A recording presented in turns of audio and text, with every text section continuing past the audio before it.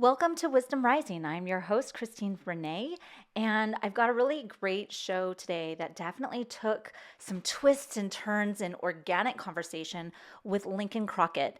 Now, I do have to say that there is a trigger warning on this episode for infant loss. So if that is a sensitive topic for you, be sure to come into this episode with the knowingness that we are going to be talking about infant loss and spirit babies, as well as our focus of the conversation, which is really Lincoln's journey as an energy healer and the ups and downs of life, as both an energy practitioner for 20 years, as well as a musician, and where those two intersect, and just a really lovely conversation. So be sure to check out Lincoln's information.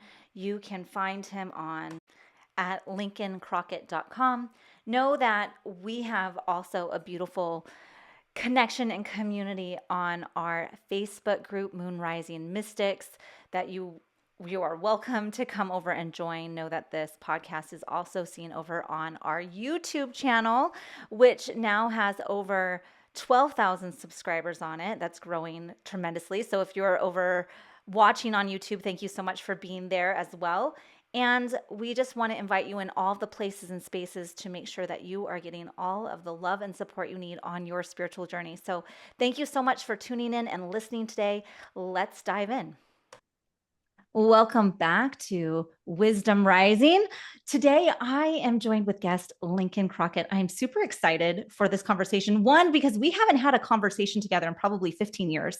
And at the time of knowing him all those years ago, I didn't realize that Lincoln was also an energy healer, as I was at the time. And so this is going to be a really fun conversation because he is an energy healer. He is a musician. He is a guide for challenging times, is the way he likes to put it. He has a really awesome online course, and I'm really excited to have him on because he's blended these worlds together of his healing training and being a professional musician and songwriter. And I just am super excited about seeing what you're offering the world these days and how did you come to this place? Because I know for my life journey, it's not always the smoothest ride as an energy healer, as a spiritual practitioner. We have the ups and downs like no other. And I want to hear your story. So welcome to the show, Lincoln. I'm super excited to have you on. Thank you, Christine. Super glad to be here. Yeah. So tell me a little bit about your story. I know that you were introduced to Reiki so many years ago, and I was as well. So, but I think you had formal training, and I'm a little bit jealous of that because I didn't. Like it was not formal by any means. And so I'm like, what was that like? Because that was early, like late 1990s. How did that all shake out? Like, tell me that story. Well, first off, I think the beauty of this world, it's similar to music for me, where it's the Wild West. You know, the proof's in the pudding. If you have it, you can do it, then then you've got it, and it didn't matter how you got there.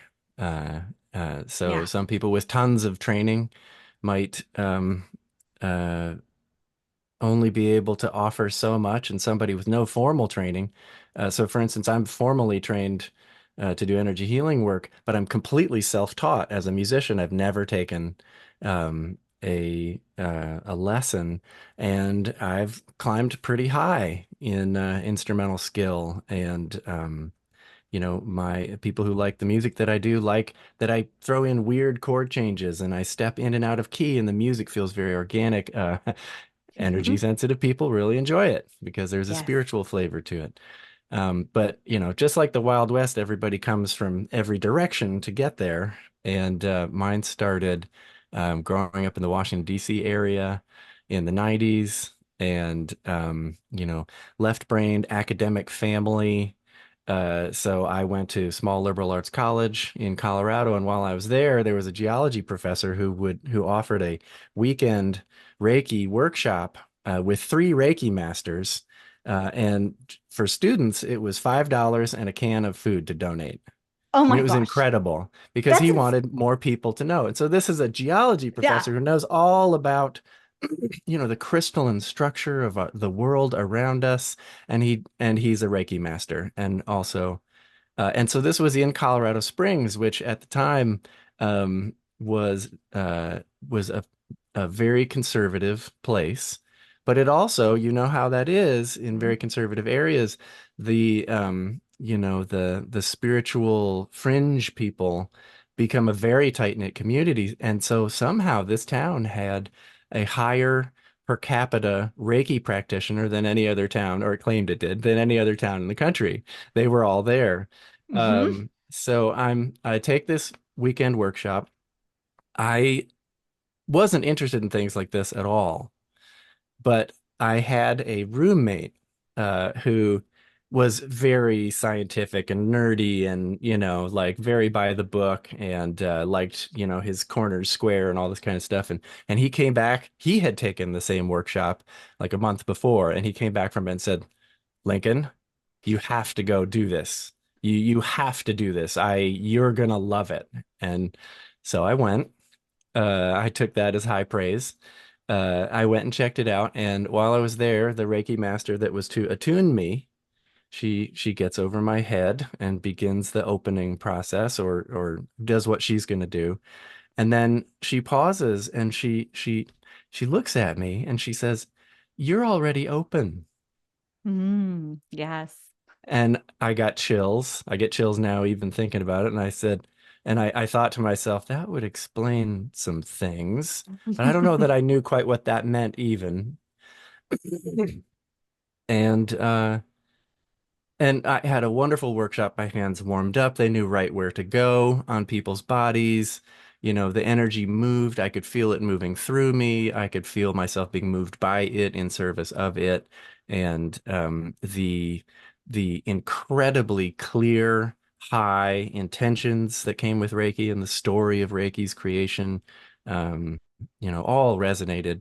And and then I just kind of stuck it in my back pocket. And it wasn't until maybe a couple years later, I was out of college and it was bugging me. I, so I went to school I got a bachelor's in psychology and I did some graduate level neuroscience and studied philosophy and music and sociology. Those are my big Mhm. takeaways.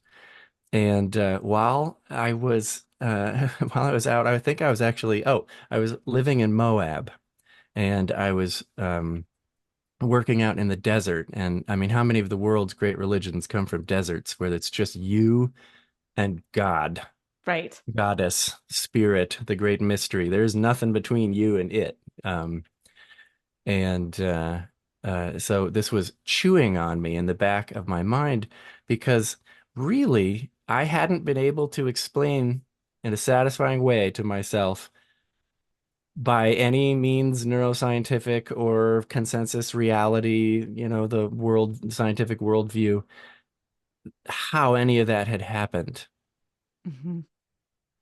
Neurochemicals alone could not explain what I was experiencing. Electromagnetism alone could not explain what I had experienced. So I went back. My partner at the time said, well, doesn't he offer a level two workshop? Why don't you go do that? So I went and did that. And that was where we did the distance work. Yes. And that my mind was just like, nope, this is This is no, woo woo. this is too That far. can't be it. This can't be, and surely it's eye contact. It's subtle awarenesses of vasodilation in the other person. It's tiny body language cues, like animals can pick up on us. Like I believed, that was it. That was enough. So I go into the next room at this workshop and I lay down to receive, and I am out like a light, dead asleep. I wake up what feels like 3 hours later, feeling incredible. And I jump up and I stagger out into the main room. I'm like, I'm so sorry I fell asleep. I thought I had slept for hours and was missing the workshop or something like that. And they all look up and somebody's still working on me and they're like, "Oh, you were just out 15 minutes." And that was the clincher. Like, okay, that was extraordinary sleep. That was beyond what's possible by any known mechanisms. That is, beyond the power of suggestion for me. because I really trust my own compass above all other suggestions. I've always been that way. Um, so this naturally, instead of being a aha moment, it was an absolute crisis of faith that led through Yeah. a lot of events, really mystical events that, were completely drug free, feeling touched by spirits from the other side, feeling connected to the world in ways that I could not believe, but I experienced through um, Native American trackers, and I experienced through intentional wanderings of the forest and guided experiences. And then I finally met somebody who did what now I do, and we tried to get together for a month. For 2 months, when we finally were able to, we didn't have an hour set aside for a nice session. We were able to carve out 30 minutes. We could finally get together.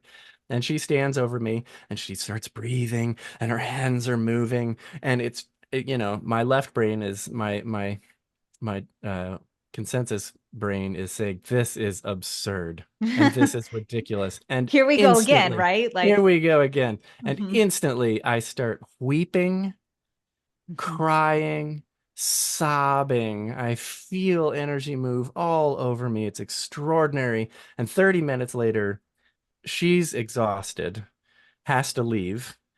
I have time to myself. And I stand up, and I've never felt so grounded and aligned in my life and solid and present in my body. My mind has never felt so absurdly quiet compared to the chaos of my arrival.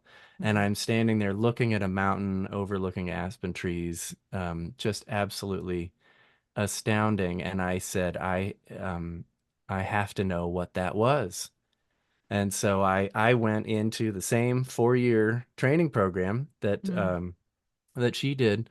My teacher is an amazing healer named Deborah Kerbo, and she was one of Barbara Brennan's early students.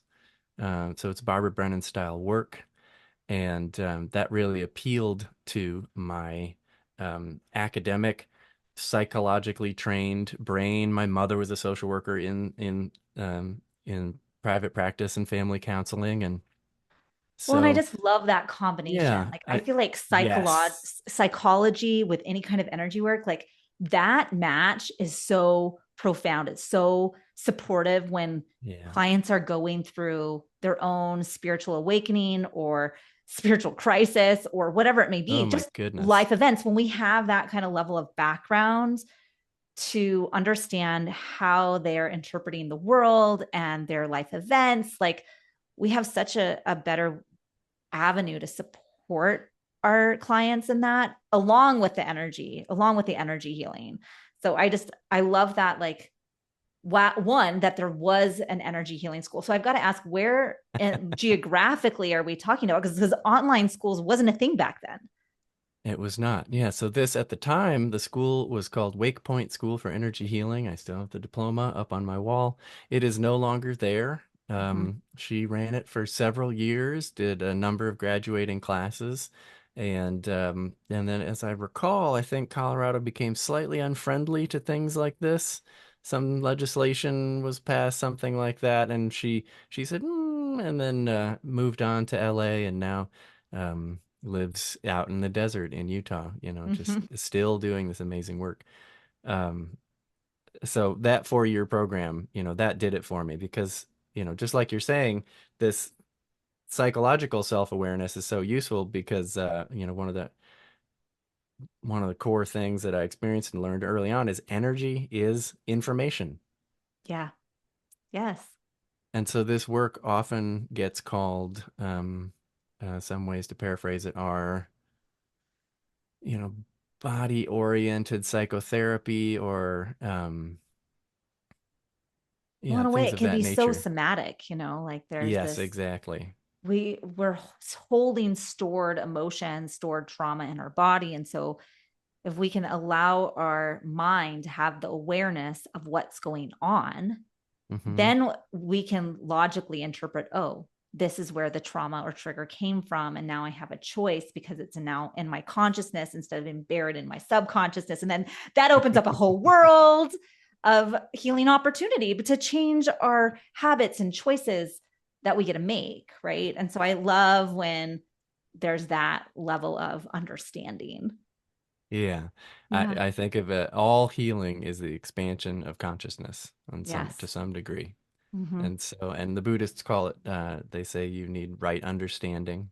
Yes. And so it's really important to feed the mind good information because it will help. It is trying to help all the time.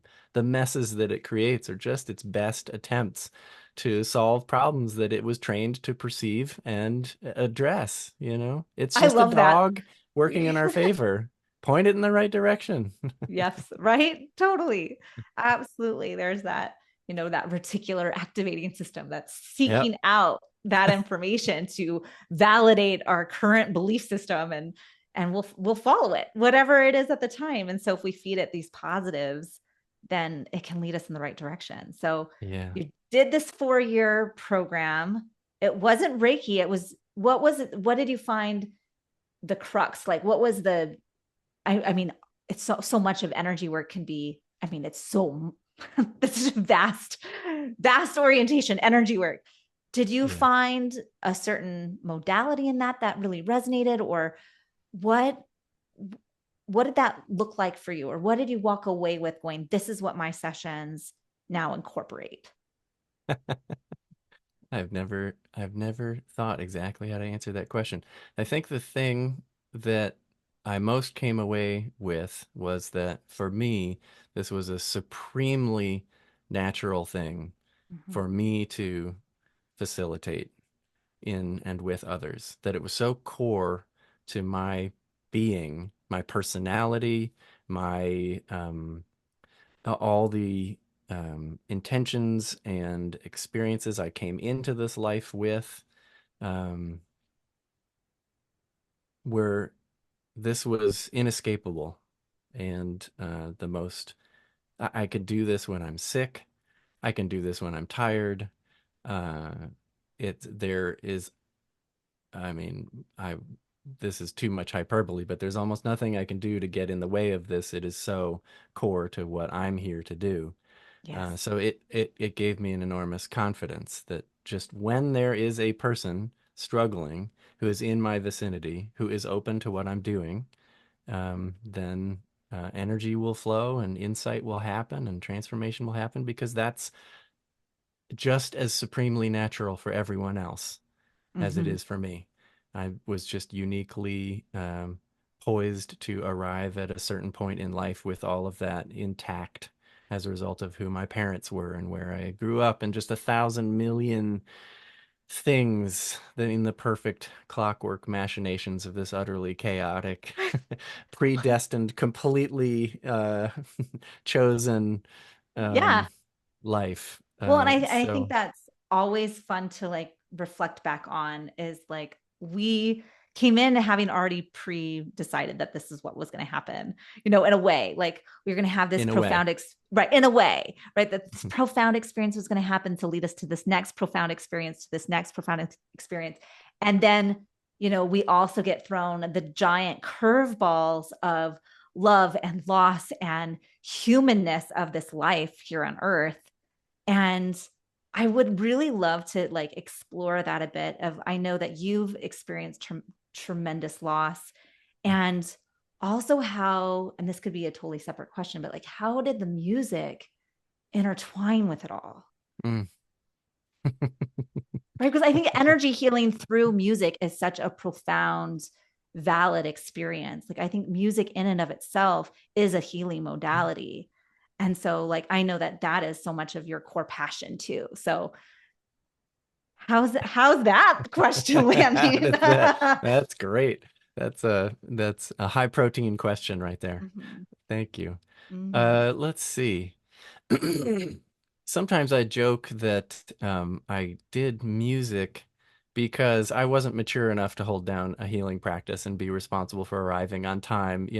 My joke as a musician is that line from Lord of the Rings when Gandalf says, "A wizard arrives precisely when he means to." That Yes. that's true. And the show doesn't start until I'm there and I feel ready and moved to do it. And that is not how I handle clients. Mhm. I'm there and available and ready to go. So I think there was some maturing that needed to happen. I did this, um, opened up to, the healing work that I do in my early mid 20s. Mhm. And I was still just playing in the world. And so music is literally playing. It's literally called playing music for all the people that take it very seriously. Remember, it's called play. And it was for me, I think in hindsight, it was like a spiritual tool that I would use to process through my own experiences and they were like audible journal entries where I would wrap myself around something. And because of the expanded tools that I had from Reiki and from energy healing school and from life experience, I was able to capture some very hard things for me to hold space for and put them into lyrical form, capture them musically so that the music felt like the thing that we were experiencing, that the lyric describes, the whole thing. And so I worked at that pretty hard for a little while, but people, who like you would eventually find out, oh, you do this other thing on the side, uh, would become clients. And so I would always be working on people steadily, but just very small. And it wasn't until I had kind of reached the peak of my musical success, supporting a family very humbly. We lived very simply, but that suited us at the time. And it still generally suits me now. And uh, I I burned out. I mean, at one point, I was coming home, and my wife at the time felt, she's like, "You were just out there having fun for a week. I need your help here." And I desperately wanted to be able to, but I was tired down in the core of my bones at one point.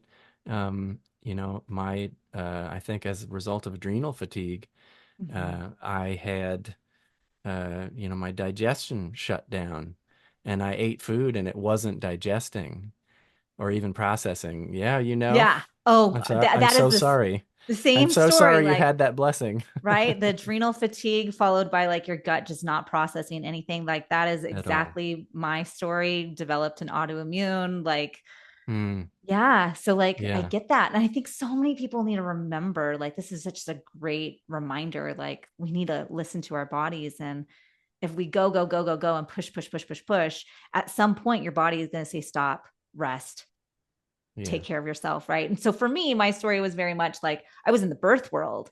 And so I was going to these births and staying up all night and doing 48-hour Oh, hour shifts. And like it was just a lot, right? On top of, other stressors in your life. And then you're like, this is too much. My body has got to stop and rest and then come back and go, okay, how do I need to reorganize my life for stability? yeah. How old were you when you were in that Oh, phase? it really happened when I had my daughter. And so she is about to turn 12. And so, Okay. it was about 12, 13 years ago when I really, really it was hitting me, but it was from like 10 years of chronic stress before that.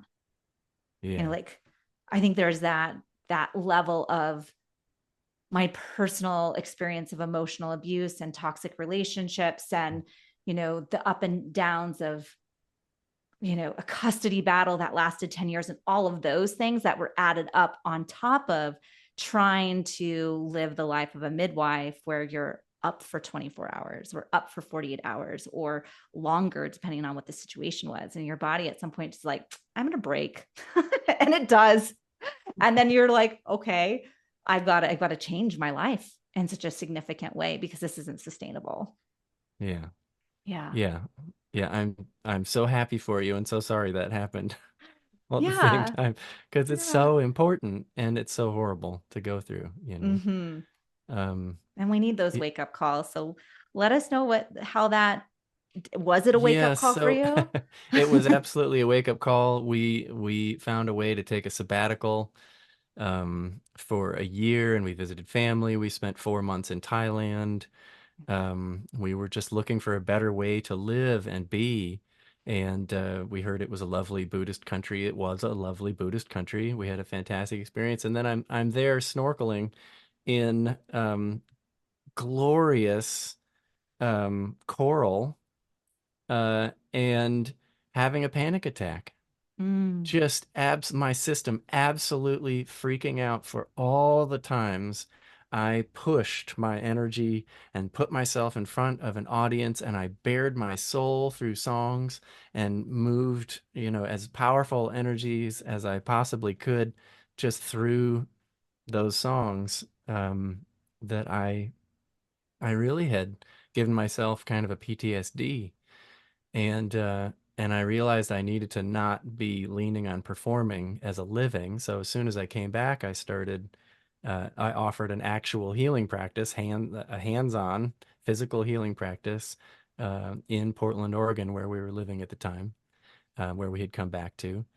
Um, and because we realized that everywhere you go is just people doing their best in their circumstance. There's no perfect place. Yeah. There's no perfect person. Um, and we came back from this sabbatical pregnant, Mhm. and uh, this was a very unique pregnancy, because let's say with our first son, when I put my hand on his mother's belly, when he was gestating, when he was in the womb, I could see his light. I could feel his presence when he was born. That's who he was. He is now about to turn 18. He's Mhm. the same. He's that same presence. It has been steady throughout. Yes. Our second pregnancy, when I put my hand on her belly, and opened my intuitive eye to see in there, I couldn't understand what I was experiencing because I couldn't see anything, and I realized that it was because it was so blindingly bright in there. I had to look away. I Mm. could not look at it directly. And I was reminded of, biblical passages that say you have to look away from the face of God. Yes. Um, and so that was both awe-inspiring, but also a little alarming. Like, okay, what's this going to be like? Like a human with that much coming through them. My then wife said, we got to watch out for this one. He's going to be like jumping off roofs. We could just feel an absolute fearlessness in this one. And then there came a day where my son, um, my 18-year-old then was, I want to say 4, in that range. And we got some Chinese food, and we opened the fortune cookie, and it said, 6 months from today, your lucky star will shine. And I said, oh, that's when this baby's going to be born. I knew the exact date that it was going to happen. I love when like Um, the universe just yeah, lands so simply, obviously in your totally. lap. I'm like, If you're listening, yeah.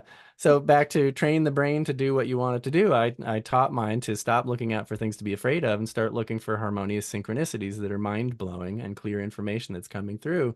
And then that gets reinforced over time because the universe is constantly communicating with us. So, yes. so it did through a fortune cookie, perfectly loud and clear. That was great. I kept monitoring the pregnancy.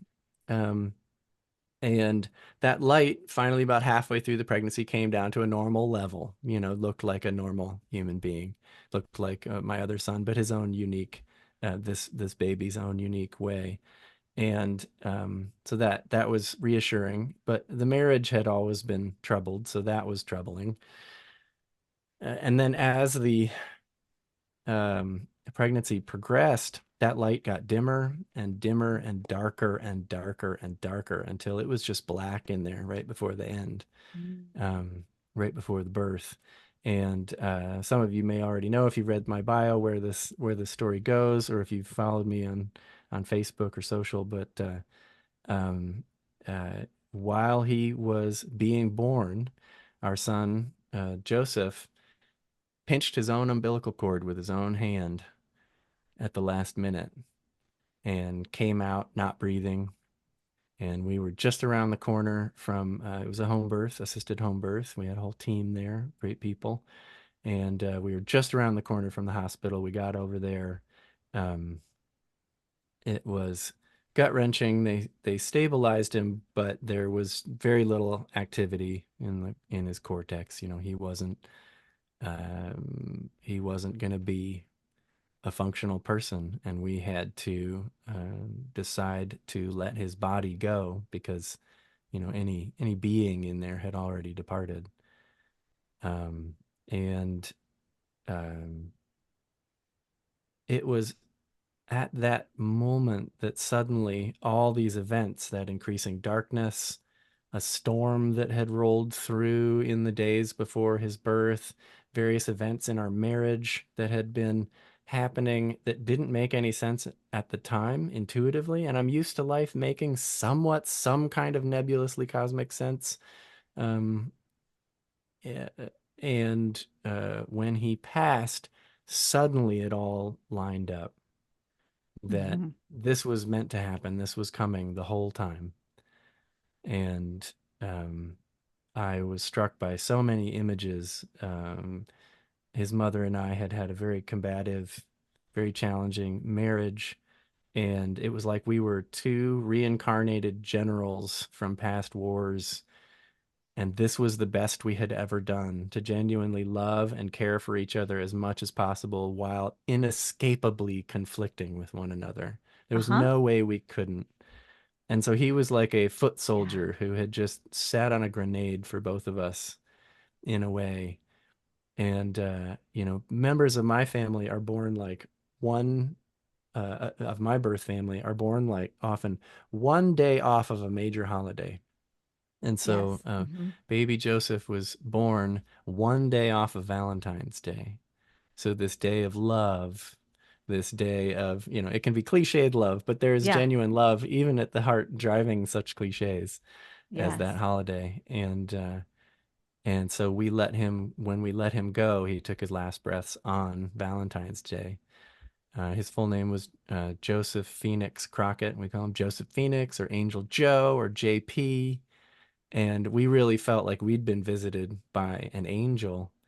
In her grief, his mother grieved through generations of pain in her womb that she had carried with her, and really, he facilitated a healing for the whole family. And he was large. He was, 9 pounds. He had a bunch of hair, fingernails, big old baby. Um, Yeah. and as we shared about him,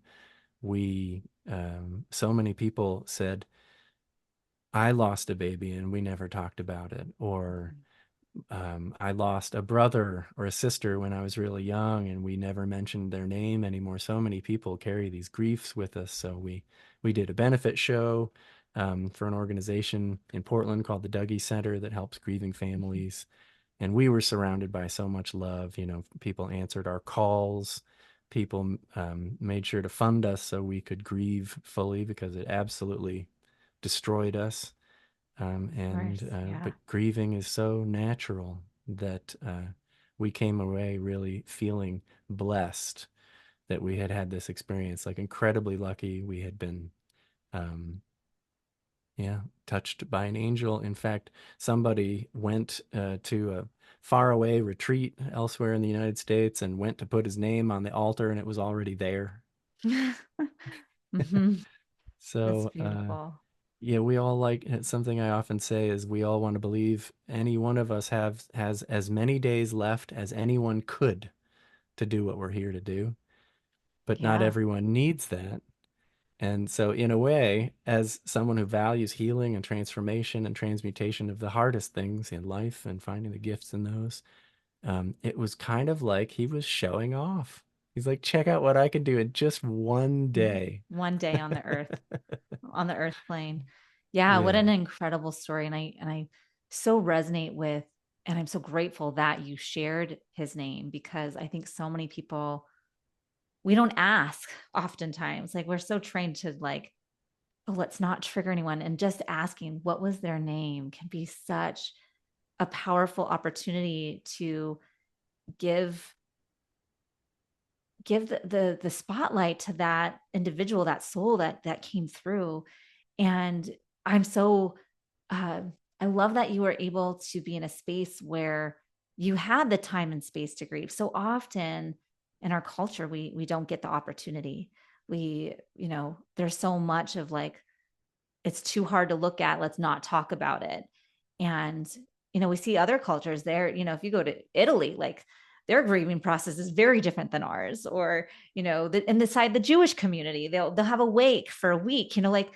And typically Americans are, they shy away from the emotional process, and it just gets buried, and that hurt still resides there. So do you notice, like, do you feel like it was processed, or do you feel like how is grief for you today after being in that space? I It's a great question. I think of it as in a few different ways. One, I mean, in all healing processes, one way of thinking about, let's say, the common idea of removing a block or something like that. If someone has a part of themselves that has been frozen by trauma or choice, just Mm-hmm. restraining oneself for a long time, that in a sense forms like a battery that powers the habit of suppression. And so if you de-energize the battery by digesting, processing, integrating what's in that block or battery or however you want to refer to it, then you end up being able to choose rather than feel forced Yeah. into whatever you're going to choose in the future. So grieving is a absolutely natural healing process. Grief is a really low state of energy. It's down near apathy. You collapse. You can't Yeah. do anything. But you have to grieve in order to let go of what will never be. Our son at the time was a shining example of this. When he realized that Joseph wasn't going to ever come home with us, he'd been looking forward to a little baby. He wailed and wailed, absolutely gut wrenching for, about a minute, minute and a half. And at the end, the way a kid does, just breathed and was present again and just ready to do the things that he normally did. And a few days later, a week later, when people were still coming to us to talk and share and listen and hear, um, he came up and he just very gently touched my knee and quietly said, "Why are we still talking about this?" Oh. Like he's curious. He wasn't Right. shaming or anything, because he had completely grieved. Yes. It was gone. He was ready to accept the new future, which is much harder for us as adults and as parents. And so, but I also think of it as, let me see. So I think of it as that um, we always will maintain a connection and a love for those people, those spirits, those energies that have been a part of our lives. We're silly. We even have to grieve painful things that were bad situations or bad relationships as we head into a new one. We have to grieve. Like grief is a universal change process. And I know for me, and for people that I work with, very often, like the final element of grief is that feeling of, oh, we paraphrase it as this all happened for a reason, or this had a purpose. It's just kind of a knowing in your bones or a feeling in your soul somehow. Um, you can't force yourself to get there, especially in cases of abuse and trauma. Um, no, I mean, the weak and the vulnerable need to be protected from the strong and the abusive, even if after having experienced abuse, you will, by in completing your healing process, come to be grateful for the thing that happened, come to forgive your attacker, come to have insight into how you are like them. And, what an amazing gift that now you have this increased power and awareness. You cannot force that to happen. Right. And Yes. and in the cases of death and loss, you will always, I believe that you will always love the people who are gone. And so that's always a tender place.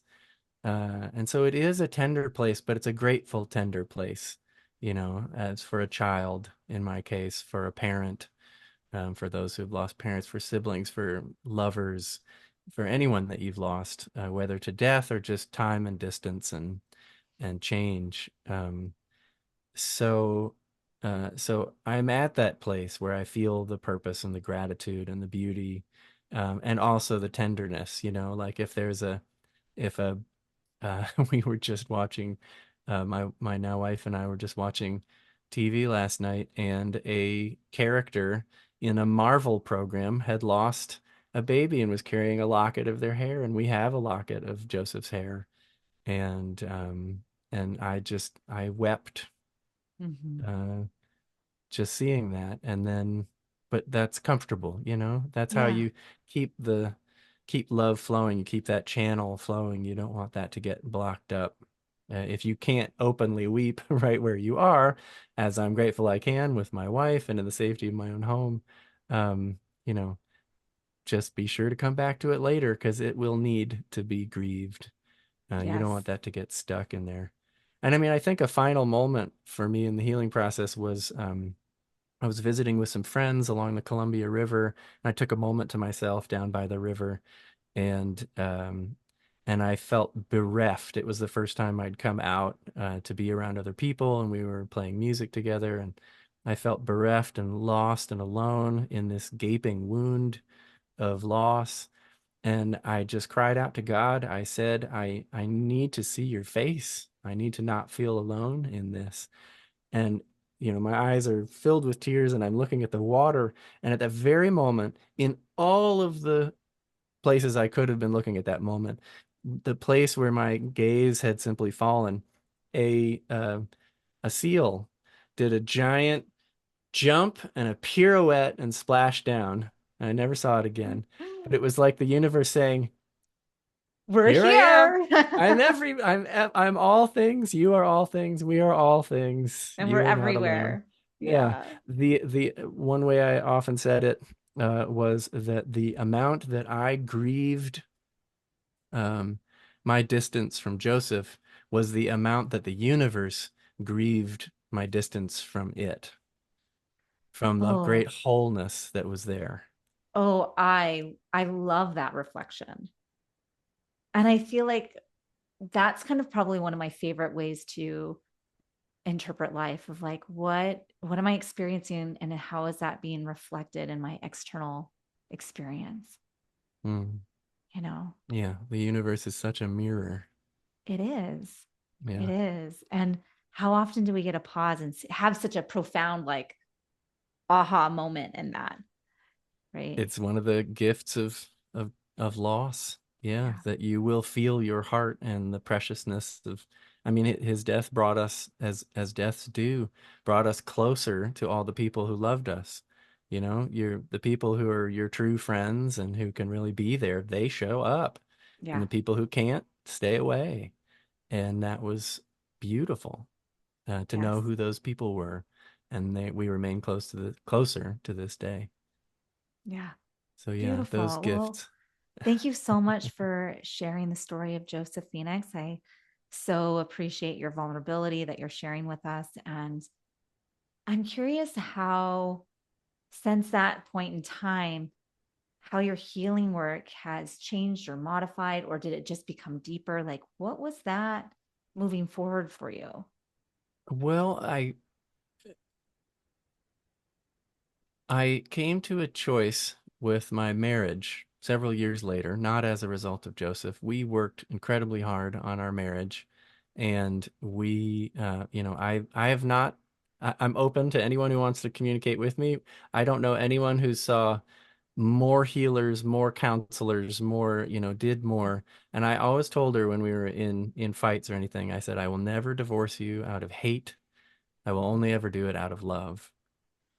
And we got to a point where we really could see how to meet each one another's needs, but that we weren't going to have our needs met. Or sorry, we weren't. So shorthand. I knew how to meet her needs, but that was not me. It was beyond even like finding new parts of me or stepping into discomfort and expanding my experience of myself. It was way beyond that. Like what she needed was a different person. And it Hmm. was it was true in the reverse. And my healing practice was tied up in that because it took so much energy Hmm. to make this marriage work. And we're both very spiritually inclined, energetically sensitive people. We could make it work spectacularly, but it's work. And there's a reason that the standard model is, you can kind of hack at something 8 hours a day, but it had better work when you're tired. It had better work when you Yeah. can't keep going.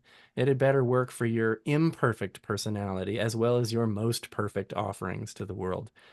And so if I was going to stay in that marriage, I was not going to be able to do healing work because it Mm. all went into this one person. And and we weren't even happy. So that was wrong. And so we felt really guided that love guided us to divorce and that we were to be really supportive with one another. And in fact, I ended up renting a house just catty corner over the back fence so the child and the dog could just hop back and forth every few days when he was young and every week Yes. as he got older. And then I eventually was able to build a house just 100 yards through the woods around the corner. And, Mhm. there's so much more to tell there. That was hard work, but good work. But in terms of my practice, that allowed me the energy to be able to take clients again. Mhm. And going back to my first experiences with distance Reiki, distance really works for me. I've always been a good phone talker. I can connect to somebody. I can feel them calling. I know who's going to be on the other end of the line. Um, I have my own spam telemarketer filter built in. Like, yep, that's nothing. I don't even need to pick Right. that one up. I can tell. Uh, Imperfectly, but uh, Yeah. but it happens often. And so I more purposefully offered distance work, and especially when COVID hit, Mhm. um, that was a time when I started doing groups and took on even more clients because people were at home, they needed Mhm. healing, they needed help and support, and so in terms of being able to offer healing, that was a great opportunity. So that's kind of where the healing practice went. It just steadily grew, and I knew I didn't want to return to professional full-time music. That's not a lifestyle. You're a tour. I don't know how many people know this, but the actual work of a professional touring musician is travel. And then you get Yes. to spend a little bit of time every evening making, hopefully, music that you really enjoy, which I was fortunate to do, but absolutely exhausting. I met people higher up the success chain who, were never home for their family's birthdays. They missed holidays Right. regularly. That's not the qualities in me that make me good at music, are better expressed in other ways. Yes. Yeah. And I think of art as just any kind of art is an expression of those greater qualities that are part of being human that sort of the average world that we've collectively developed around us doesn't necessarily require. You can have massive success in this modern world without using your heart, your fourth chakra, without speaking truth, your fifth chakra, without experiencing any joy or wonder. Your sixth, without feeling a great spiritual connection to all things, your seventh. But if you can just get one, two, and three mostly working, you can succeed in this world. And so we need all these other outlets. This is one of mine, Yeah. that I get to express. And it's also fun because, as you said, these are alternative paths as Mhm. healers. So uh, we often we have to find our own way. And as a musician, I can say to somebody, "Oh yeah, I'm a musician," and there's a place card for that in their head. You There's know, like an they think archetype. there's an Okay. archetype. Yeah, a musician. That's a thing. I'm familiar with the musicians. They've been on MTV. They've been on radio. Many of them are famous, you know. So it's there's a comfort zone with that, even when most people actually have no idea what that means. And it's just like saying you're a healer. That could mean so many things of modalities and approaches and locations and practices and so forth. Um, so uh, so healing has so music has continued to be kind of an ambassador because it's such a joy for me, and it's a place where a lot of sensitive, intuitive, thoughtful, compassionate people, especially just as I was guided to healing, I've been guided slowly into singer-songwritering, Yes. whatever you might call that. And the kinds of people who gravitate into that genre, what gets called that genre, all these different kinds of music, are really, like I said, thoughtful, compassionate, intelligent, articulate people who, like me, love to talk. So thank you for asking these great questions and letting me answer them. So I love these it. days, I just travel a little bit, a couple times a year with in a great acoustic trio. We just did a run last week. Um, and then I'm full time with clients and my group, all virtual, all right here in this office, in this house that I built with my own hands. It's amazing. I love Uh, that for you. Well, and I feel like I have such a similar story in a way of like mm, of the I was divorced a year and a quarter ago. And it was yeah, also like a really conscious uncoupling that it just wasn't going to work. I loved him. I still love him. And it just yeah, wasn't going to happen. And so that separation process and then having my daughter live like 4 houses down in a co-housing community where she just runs back and forth, right? And so I'm seeing like perfect. it's such a beautiful thing when you can actually co-parent and the child has that fluidity between the two households. Like I'm so ever grateful for this opportunity of collaboration and her care and raising her.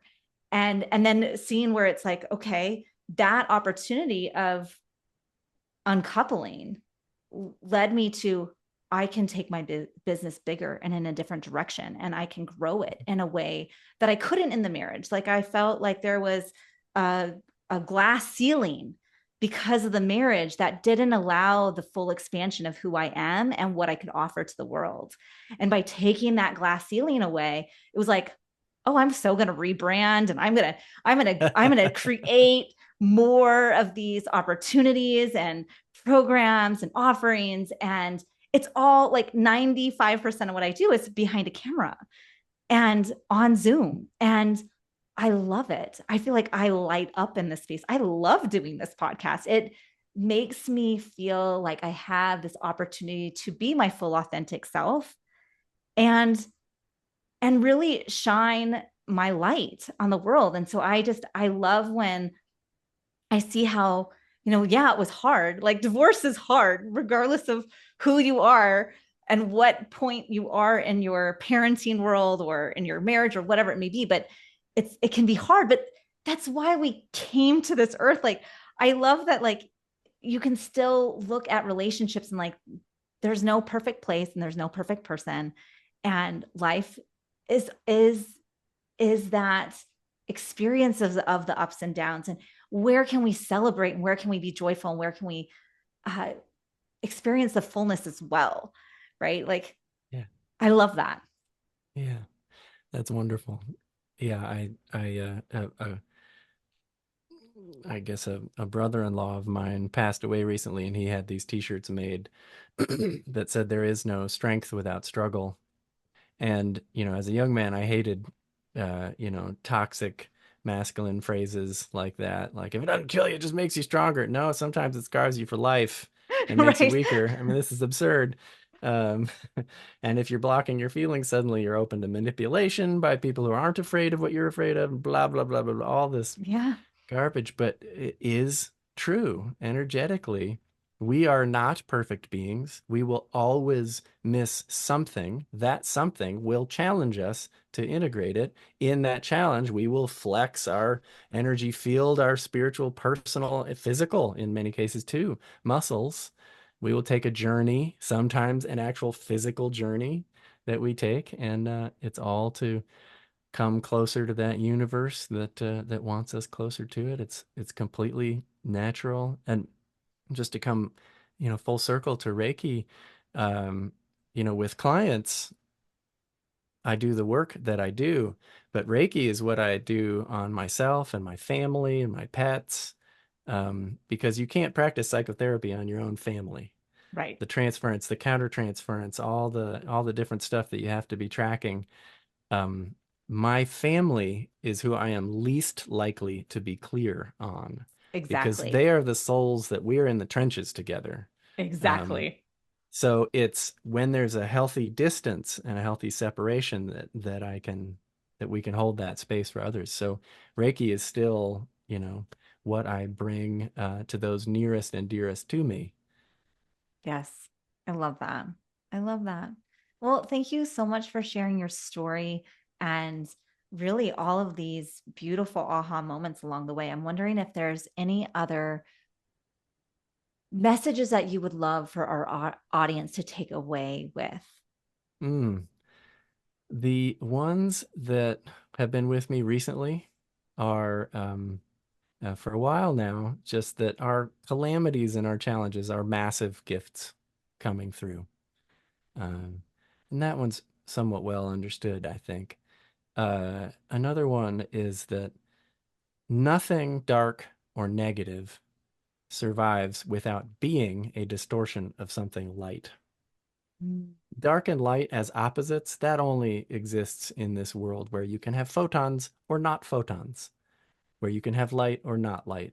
In the fabric of the universe, everything is what we colloquially, I wish there was a better word, maybe we call it all light, light workers and so forth. Everything is made of this one fabric that is light. Even dark things, even negative things are made of light. And so the job, um, one of the mistakes that we often address, that I'm often addressing with clients and with members of my group, is that in three dimensions, if you want to get rid of something, you get rid of it. You throw it in the trash, you push it away, you send it down the river, whatever.